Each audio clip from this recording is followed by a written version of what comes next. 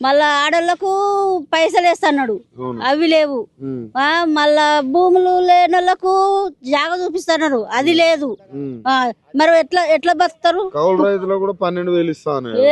వాళ్ళకి ఇంకా ఎంతవరకు వచ్చినాయో రాలేదో తెలియదు. అంటే మీకు భూమి ఉందా? మాకు భూమి లేదు, ఏది లేదు. మరి మీకే అమ్మా ఇస్తాను లేదు, మాకు భూమి లేదు, ఏది లేదు. 12,000 వస్తానే వస్తలేవు. మళ్ళా మేము కరువు పని చేసినాము, కరువు పని చేస్తే కరువు పని వాళ్ళకు 11 సంవత్సరానికి 10,000 11,000 వేస్తున్నాడు ఆడు, అది లేదు, ఏది లేదు. మీకు 2,500 ఇస్తానే, ఏది లేదు. ఎట్లా ఉందమ్మా? మంచిగా లేదు, మంచిగా లేదు.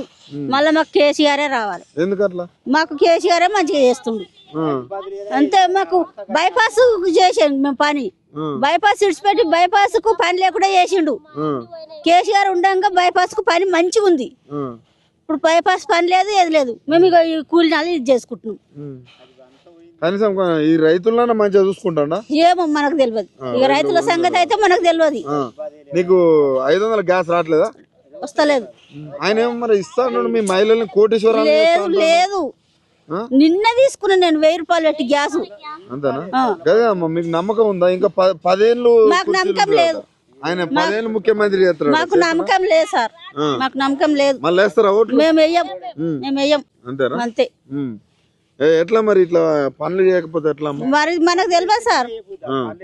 Free bus ఎక్కుతానా?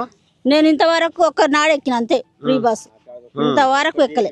ఈ 16 నెలల్లో ఒకటేసారి.